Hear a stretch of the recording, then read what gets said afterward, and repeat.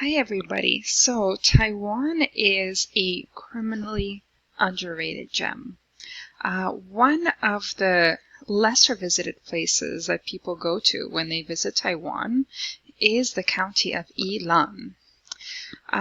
Most people, when they do their first few trips to Taiwan, focus on Taipei, maybe Kaohsiung, maybe the Taroko National Park, which is a canyon and beautiful gorge that we'll show you once we explore it in the next month or so. But in Yilan County, we're staying in the hot spring town of Jiaoxi. In Jiaoxi, which is right here, we're really fortunate to have our own personal hot spring tub in our room, and this is commonplace for this town. For a few days ago, we did a fantastic historic hike. As we'll mention later on in the video, this is one of the last remaining hikes from the Qing dynasty. So what we did is we took a train to Fulong Beach, which is here in northeastern Taiwan. And Fulong Beach is known for their sandcastle competitions in the summer, which are great to see. From there, you hike all the way up and down the Chaoling Historic Trail to Dali, to this temple, which is a famous Buddhist temple that many people do pilgrimages to. From there, we took a train to Waiao Beach. Waiao Beach is a beautiful black sand beach that is famous for surfing.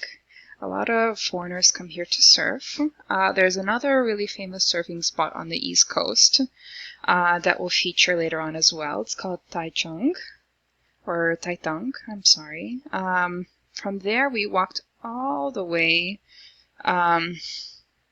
through the beach, through the shoreline, visiting a museum on the way, and exploring some traditional ice cream places to the old town of Taocheng. And it was a fantastic day. That was about 16 kilometers of walking, beautiful landscapes, and I hope you can feel the joy that we had of being outdoors. So I thought it was Kaoling Historic Trail. It's actually Chaoling, and if you say Kaoling, they don't understand you. The characters don't change. Okay, so we're about to embark on a nice... How long is this hike? This is a 10-kilometer hike. It's called the Chaoling Historical Trail. It's one of the only remaining ancient trails dating back to the Qing dynasty. That was from the 1680s to the 1890s. So this trail is 130 years old at least. And it's one of the few that are remaining. Yes. That they haven't tore down, and basically was the only way. It was the only trail that linked two counties. So this trail was taken on a regular basis. So we're going to follow the footsteps of the Qing dynasty trail. Yes. And we'll share a bit of the path with you. Okay. Yay. Through the videos, I'm going to be sprinkling some views like this. Never forget to stop and ponder. Or to stop and smell the roses. So we're in the middle of the forest. I wanted to share this little brook, all shaded. This reminds me a lot of the Atlantic forest in Brazil, right next to the ocean. And you know, this is just the difference between the Atlantic and the Pacific. What's interesting here is listening to, I believe these are the toads.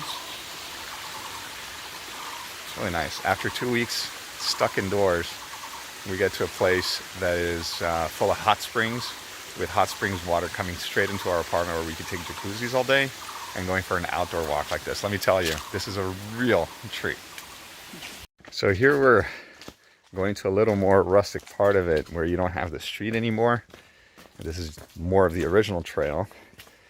And it's just fascinating to think that when these cities needed to communicate, you had to walk through this, carrying whatever supplies you needed from one city to the other.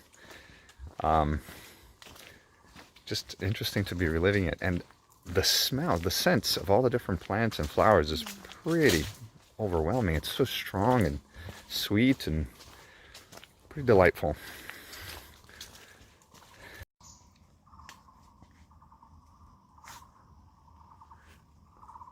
So the trail gets pretty rustic. Through the trails, we would run into these small temples that were built for the earth god, where people leave offerings from food to cigarettes or anything that the god might be interested in.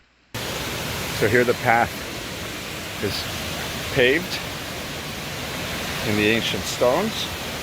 Wally River, there's like, you could fall straight into the river down here. It's gorgeous. It's actually pretty good that it's not sunny. It would have been pretty hot. As we were walking through the trail, it was interesting because we'd come up on rice fields and brooks and streams, and it was very interesting because of the enclosed areas where the sun wouldn't shine, and suddenly you'd come out from the inside and be walking down this trail and thinking about the people who built this hundreds of years ago. Suddenly you would hit these stairs that would just were pretty tiring because they just keep going up and up and up and up. Also, very funny because they had warning signs for wild cows running around, which we didn't encounter, but that would have been an interesting experience.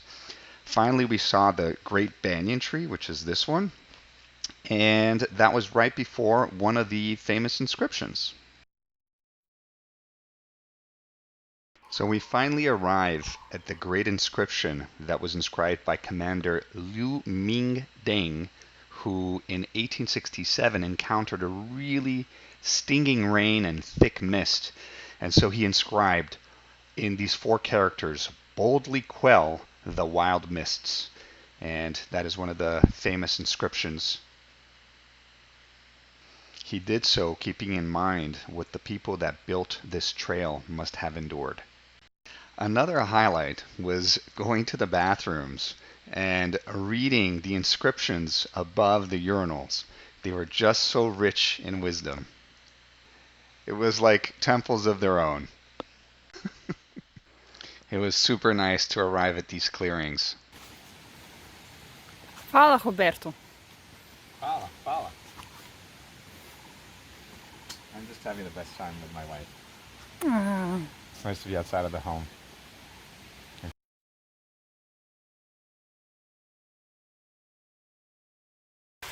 So we're here at the tiger inscription, and in the custom of the Chinese, the dragon controls the clouds, but the tiger controls the wind. And so when the emperor was going through here and it was so windy, he wanted to make sure that it was controlled, so he made an inscription.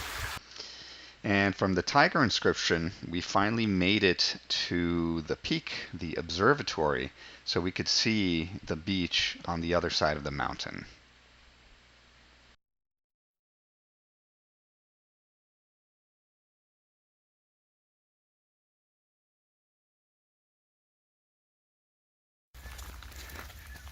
Coming down from that hilltop with a beautiful view. Truly magnificent. After 4 hours of ups and downs, we're coming to the end of the trail. We're going to see the beaches, the Dwai Long, I think that's how you say it, temple, and explore the towns around it. Dude, I think we did pretty good, up and down the mountain.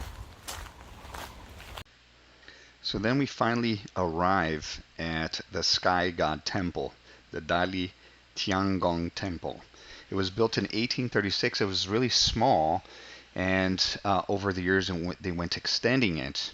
And the face of the temple is towards the ocean, facing Gi Mountain, or also the Turtle Mountain Island. So it's a very beautiful view. And on the back, it's having the mountains protecting it. And so you're able to see the sunrise, and it was built for the people in the local city to have their souls taken, but it's also worshipped by pilgrims from other parts, so that they can also enjoy this connection to the sky god. As we mentioned earlier, the dragon is the symbol of the sky, and the inside of the temple is very shiny and bright with a little more opaque brown outside and red colors.